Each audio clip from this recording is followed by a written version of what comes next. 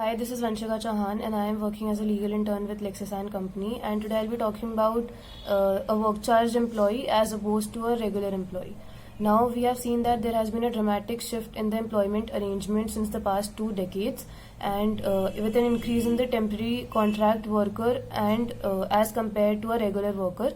with very little or no protection under the labor laws. Subsequently, the segment suffering the most are the work charge employees who have been constantly subjected to abusive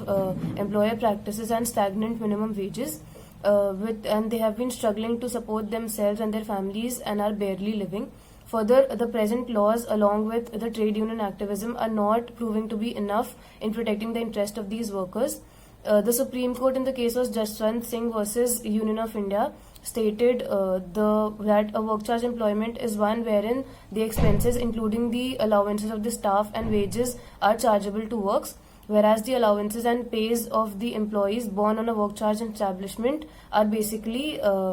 shown on a separate head under the estimated costs of the work. Further, the work charge establishment wherein the employees are basically committed for the execution of a particular project and their engagement ends with the completion of the project, and they can claim protection under the Industrial Disputes Act, but they are not treated at parity with the regular employees. And the major issue arising out of the employment of a work charge employee is that their services are required to be efficient, and they are required to cross the efficiency bar, and they are often employed on monthly salary basis, and yet their services are rendered qualitatively and functionally different from those of the regular employees, dispossessing them of the benefits and protections guaranteed to the regular employees. Now, coming to the difference between a work charge employee and the regular employee, the nature of work and duties to be performed by the work charge employee along with the recruitment and service conditions are different from the employees of a regular establishment, and subsequently a work charge employee and a regular establishment employee form two different and separate classes. It is well settled under the Constitution of India that the government has the power to frame separate set of rules for different categories of employees under this article. Therefore, the classification made by the government in considering the two classes of employees as distinct and separate, and framing separate rules for both of them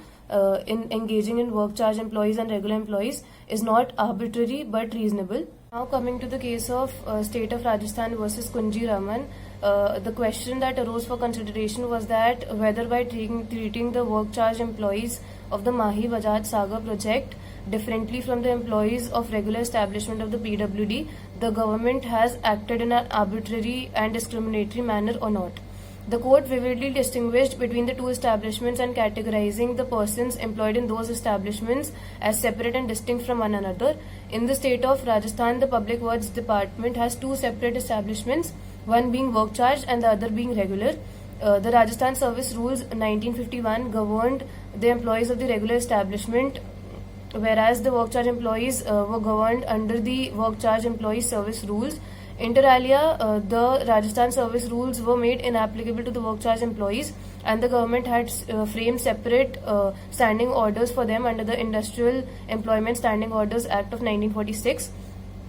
They applied to the workmen engaged in work charge establishment of the Mahi project, whose terms were not regulated by the Rajasthan Service Rules or any other rules for that matter framed under the Article 306 of the Constitution of India. Further, the employees of the work charge establishment under the said project were undisputedly governed by the aforementioned certified standing orders. Since the work charge employee differ from the regular employees in the nature of work and duties and recruitment and service conditions, they cannot be kept at parity with one another, and for that reason, if the government had framed a separate set of rules for the employments of for the employees of a work charge establishment, making the general rules of general regular employees inapplicable to them, it cannot be said that the government has acted in an arbitrary or discriminatory manner,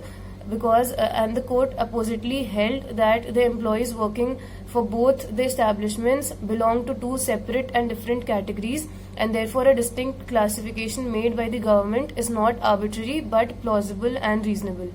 To conclude, the Indian legislature and the Indian judiciary boasts of about its lengthy statutes and landmark decisions, and yet both have failed in conferring fair opportunities to the concerned class of workers. Further, it is very dismaying to see that the current media and social media have failed to address these root cause problems or issues of our country. And even if the judiciary is working on the concerned subject by establishing affirmative guidelines, the government are making sure to make these guidelines ineffective by enacting contrary legislations. And these episodes of rivalry between the judiciary and the executive legislature should stop, as it is collaterally damaging the emotions and efforts of the people that are